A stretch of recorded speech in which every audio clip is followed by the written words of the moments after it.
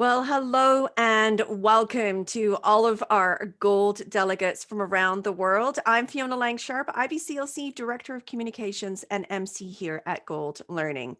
Well, I'm sitting down with my guest here today, Lisa Leppard. Welcome, Lisa. It's great to have you here today. Thank you for inviting me. And Lisa's going to be speaking at our upcoming Gold Neonatal Conference. And we're absolutely delighted to have you here today, Lisa. So, Lisa, I would love it if you would introduce yourself and just share a little bit with the audience what your role is and where you are in the world. Hi, Fiona. Well, I'm Lisa Leppard, and I'm in Southampton, which is in the south of the UK. I've got 32 years neonatal experience. I've worked on a tertiary level 3 unit here for that 32 years, and for the last 20 years I've been family care lead nurse for the neonatal unit. So that means that my role has been to support families throughout their neonatal stay, and support the staff to support families, but also a big passion of mine and a big role that has been palliative care lead as well for the unit, but not only for the unit but for our neonatal network as well. So working with the other 14 units in our network to ensure that palliative care is standardized across the network. I'm also a trained psychotherapist and a civil mediator as well. Oh, wow. So you have quite a few things, that you do. And I know from your extensive bio, and you said 32 years. Yeah, 32. How is that possible, Lisa? You don't look I'm old not quite enough. sure, Fiona, to be quite honest. It just feels like yesterday, but I could retire in October. But you're not going to, right? I'm not going to. No. I've just No. taken on a new post within the network, which is to lead on a project to enhance the family's neonatal experience throughout their neonatal journey. So again, that's working with the other units in our network again to standardize the care that families receive, so that they're not empowered in one unit and disempowered in another unit, so that wow. so that there'll be a seamless transition from unit to unit, and that the parents have the same opportunities, and it's a working collaboratively with parents as Wow. primary caregivers, and not being seen as visitors. Oh, wow. Yeah. Boy, this is a really great conversation. And I was just talking about this yesterday with a neonatologist, Mohan. He's going to be part of our conference. He's in Texas. And we were talking about exactly the same thing, and how this has been an evolving part of NICUs over several years. And so with your vast experience and the time that you've been in a NICU, can you tell me when you started to see that it was sort of it wasn't, you didn't have that continuity of care, where there was maybe we weren't inviting parents in as frequently, and there was sort of this, I would say it was challenge, there were challenges with care because of that. So tell me when you started to first sort of notice these things, and how did you advocate for that change? I think probably for the whole of my neonatal career, it's been evolving. I think about when I first started in 1990, that parents were very much seen as visitors, and they just came in, and they weren't as heavily involved. And I think now there's a real culture shift, and I think it has taken quite a lot of it's taken a lot of adaptation by neonatal staff to actually work alongside parents and make that journey alongside them, rather than being sort of dictatorial, and we're the nurses or the doctors, you're the parents, we make the decisions, you just have to go along with us. Whereas now, very much it's not, we work in partnership. So I think it's because it's interesting, and I don't know what it's like in the rest of the world, but certainly in pediatrics in the UK, parents are very much expected to be at their child's bedside and stay overnight and be the general care, be the parents. Right. For their children. But even within the neonatal setting, it's not quite like that, and we sort of expect them to have these very sick preterm babies and then say go home at the end of the day, and you can pop back in tomorrow, sort of thing. Right, when you're not busy. When you're not busy. Yeah. So I think it's probably been evolving probably over the last, I don't know, probably the last 10 years, that family-centered care has become much more part of the ethos of what we do. And Right. certainly, obviously, the work that Shu Lee did in Canada with family integrated care, that has certainly become very much the way that we're going now, so that, you know, parents are present on ward rounds, parents can be there for nursing handover, you know, parents are very much pivotal in what happens, you know, so they're not seen as visitors, they Right. are seen as primary caregivers. So it is working alongside them, and I'm not saying that we're perfect at it, because we absolutely are not, and it is a work in progress. And I think this is the whole point of this new project, Right. is to empower units to become better at family integrated care. Right. And from my point of view, it's for me to say, you're doing a fantastic job, but how can we make that better?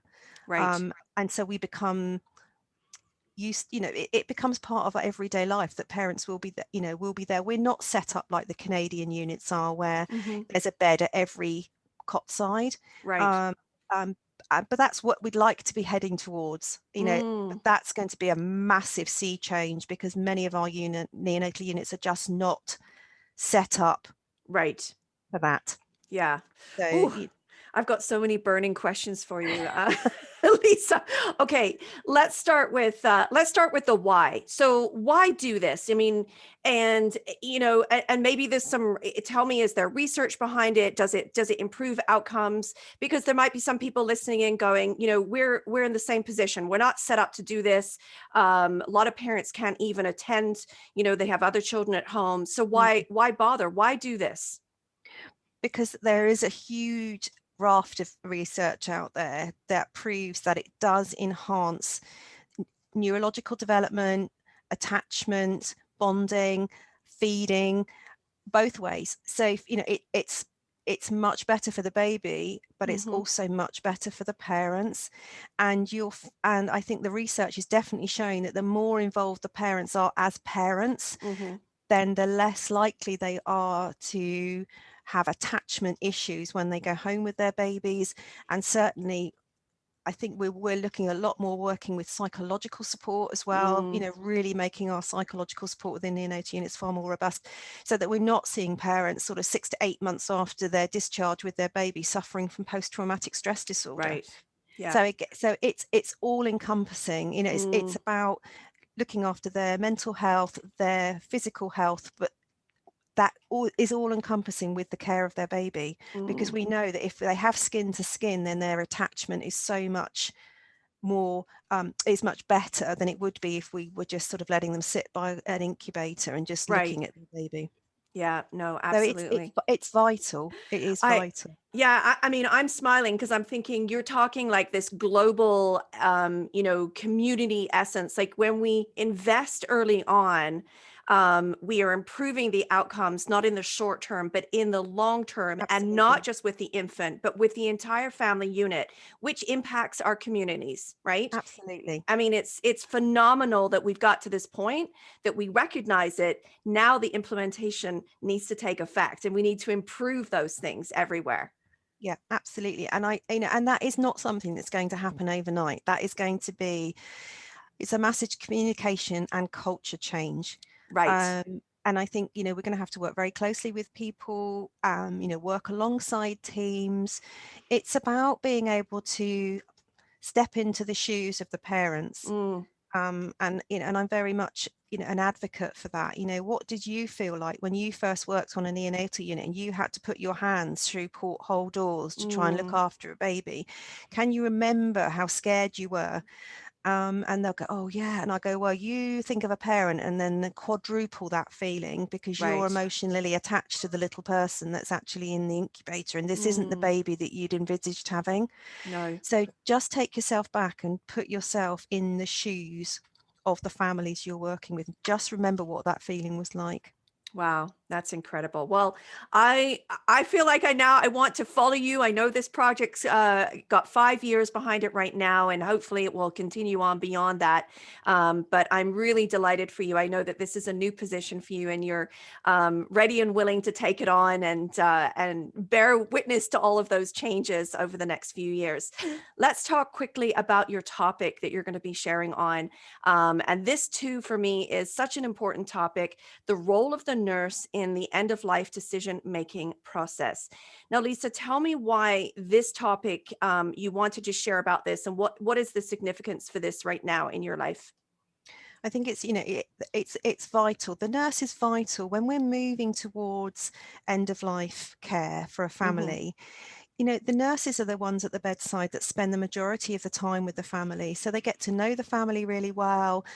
The families will share things with the nursing staff while they're caring for their baby that, may not be known by the medical team, because the medical teams perhaps don't have as much frequent contact with the family as the nursing staff.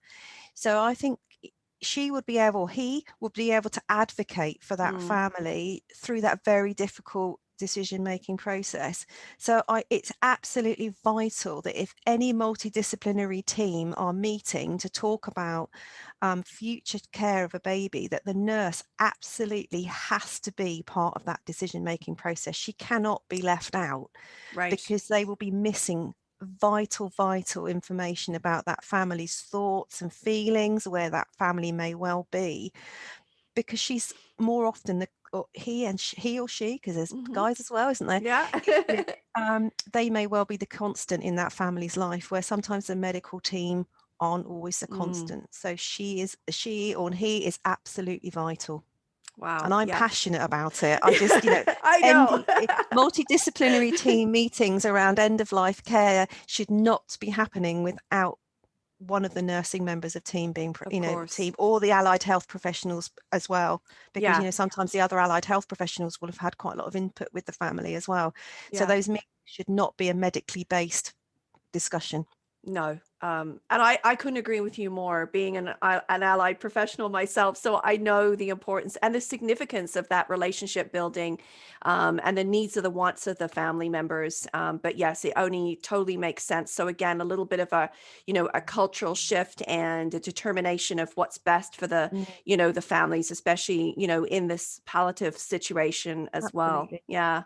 Yeah. Lisa, thank you so much. Our time has flown by so fast, That went but it really is, quickly. yeah, but it is time to wrap things up. And I just want to say thank you so much for taking the time out of your busy day to sit down with me today. Do come and join us at our Gold Neonatal Conference. You can check out all the details online right now at goldneonatal.com. Registration is open. You will definitely want to come and listen to Lisa.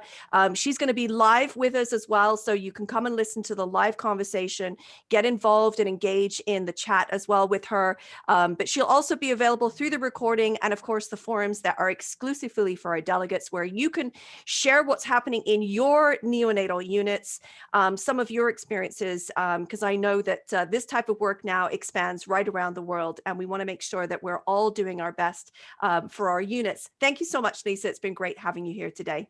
Thank you, Fiona. And thanks to all of our listeners for tuning in once again. Bye-bye for now, everyone.